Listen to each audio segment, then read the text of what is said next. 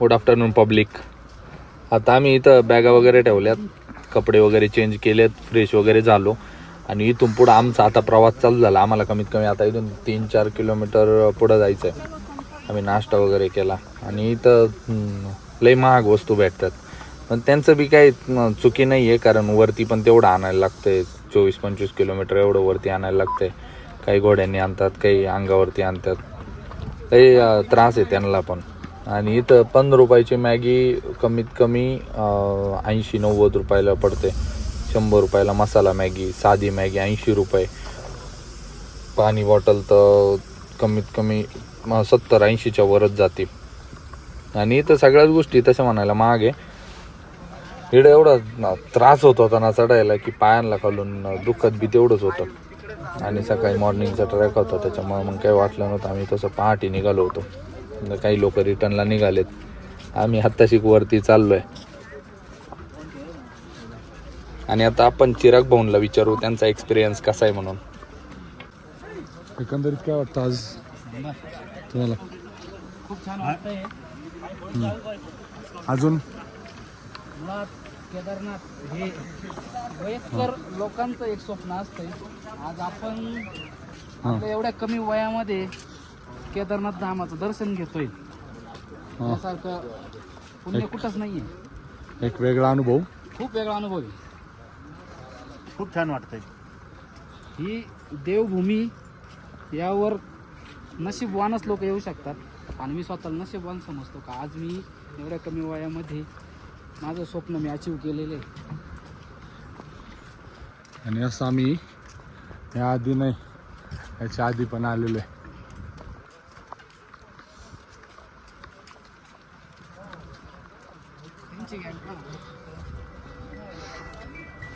गँग कुठे गेली ती?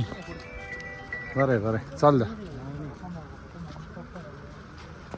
त्याच्या डोक्यात फोटो बिटो असतील आता.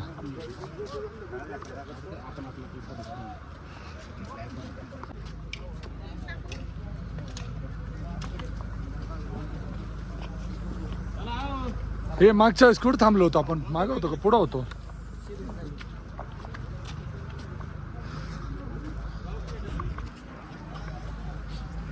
ही गँग हो.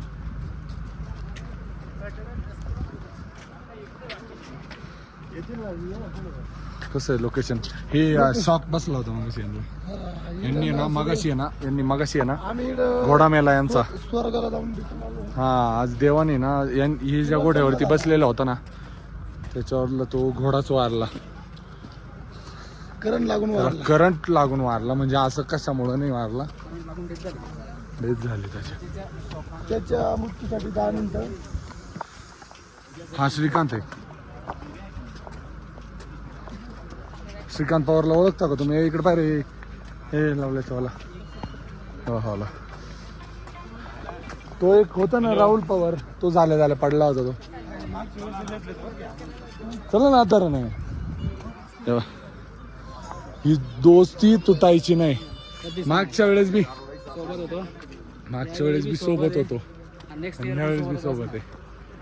नेक्स्ट इयरला पण सोबतच आहे ना. आणि मागच्या वर्षी मी काहीतरी म्हणलो होतो की बाबा मी आता ना स्कॉर्पिओ घेऊन येईल स्वतःची. ते पण ती स्कॉर्पिओ आणली मी.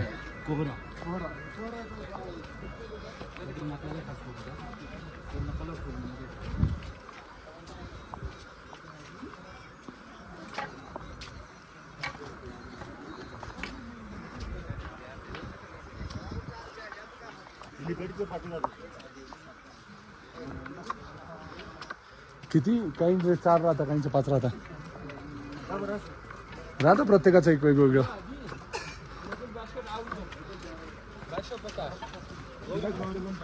हे लोक आहे ना खांद्यावरती लोकांना घेऊन जाता बाई. त्याचा पाठीमागे आहे ना घाणवाला बर्फ आहे बाई. पण समोरचा दिसून राहिला. आमचं डोक्यात चाललंय की भैरवनाथाला वरती जायचं आहे. जर बाय चान्स जर गेलो नक्की सांगू. हे वावरे,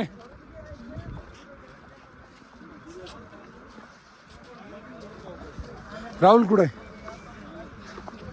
कोणाबरोबर आहे तो? अरे काका पुढं येईल बर का. तो काय राहुल आहे इकडे? ए राहुल आधी आहे ना तिकडनं जुना रस्ता होता बरं का. हो इकडनं हा जो दिसतो ना जुना रस्ता होता तिथं हे नाही आहे. तर तिथं हेलिकॉप्टर अजून पण उभं आहे पोऱ्यामुळं. नाही मोठा शॉट झालेला आहे इकडं. मग अशी एक हेलिकॉप्टर आहे ना इथं वरती आहे ना किती वेळेस 3 ते 4 वेळेस चक्रा मारल्या परत ते रिटर्न गेलं. त्याकडे एक हेलिकॉप्टर उभं आहे. तू दिसलं का ते हेलिकॉप्टर ना दिसलं इकडं नाही बघ इकडनं तेव्हा दिसलं का ते पुलाच्या खाली बघ ना पुलाच्या खाली. हे बघ मी मोबाईल मध्ये झूम करून दाखव तुला. हे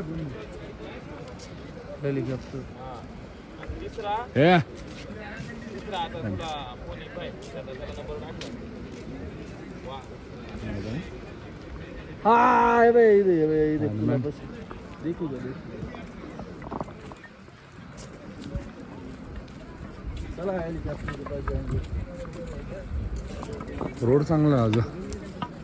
छोले बटर पराठे. जर मोबाईल हातात जर असा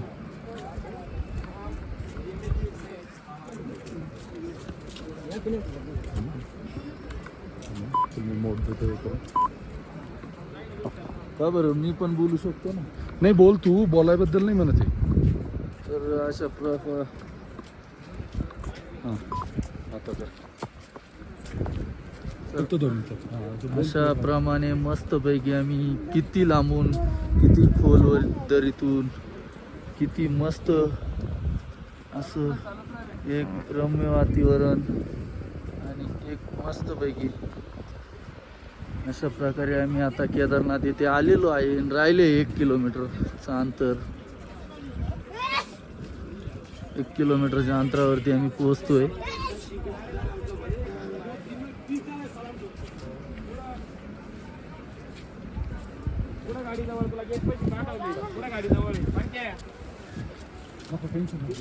त्याला गोळी आली मागून मला घेत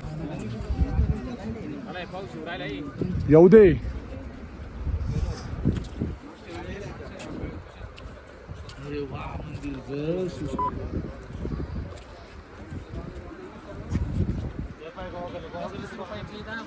हा केदारनाथचा गेट आहे इथं.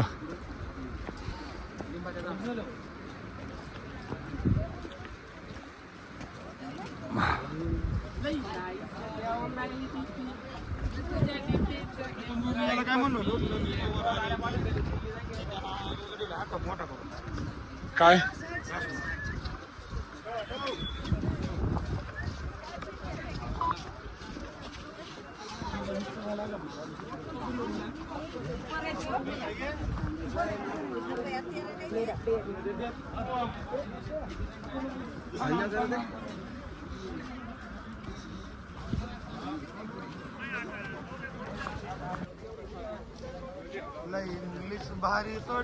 गप्प आहे. कुठं आलाय काय गाणं म्हणतोय.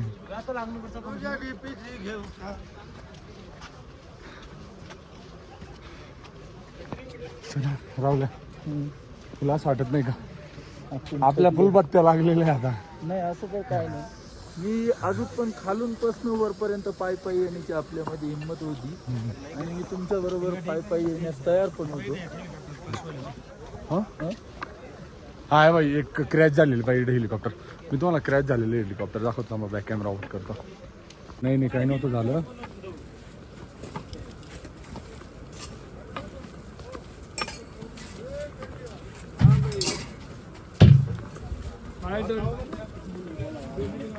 हा नजारा एक नंबर हो. पण मग विषय काय माहिती का विषय फक्त एवढाच आहे.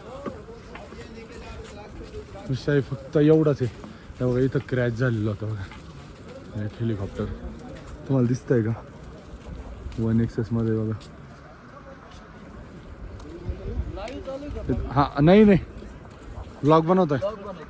हां मी तिथून जास्त दिसेल तुम्हाला. इथं ना भरपूर आहे. फक्त येताना नाही ना एक गोष्ट लक्षात ठेवायची का बाई येताना नाही ना मित्र असे आणायचे त्याच्यासोबत चालतील.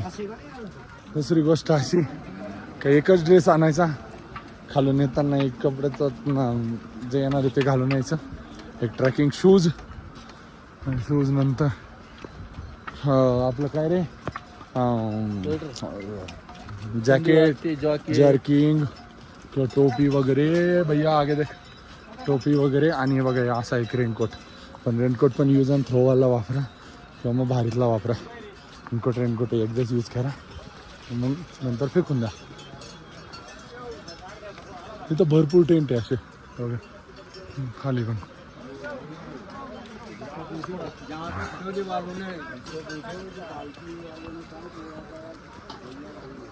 रोड पण आज क्लीन आहे, आज पाऊस पण नाही झालेला जास्त, कोर आलेला आहे. आम्हाला खरं म्हणजे बॅक साईड बघायची आहे, ते बॅक साईडच ओपन नाही होऊन राहिली. हे मोठा शॉट आहे. आज सकाळी झाली होती, आम्ही लेट झालो यायला.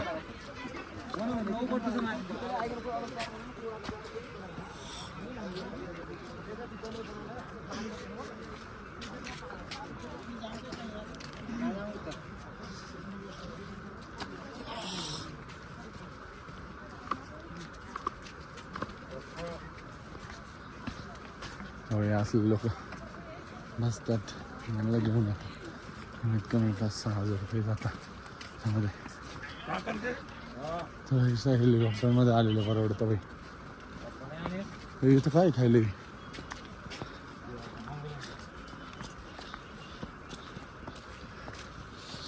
बोटं दुखायला लागलेत पर आता. जाऊ दे, त्याला काय बाहेर काढायचे ते.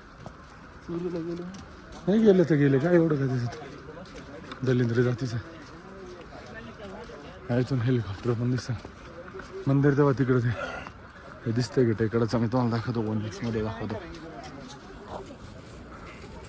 तिकडं ते टेकडाला दिसतं का तिथं, तिकडं मंदिर आहे.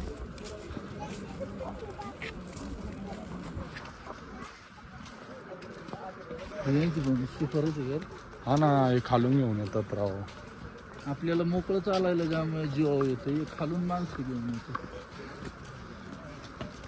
लाल लाल होतात बाई त्यांचे हात.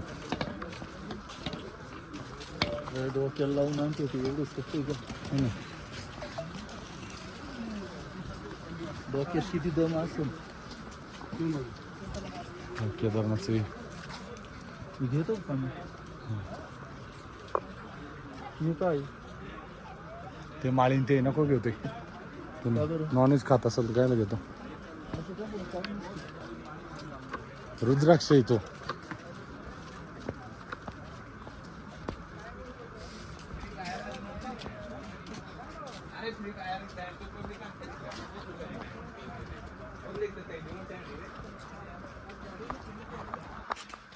दुसरा मोर खाने की उत्सुक सुविधा.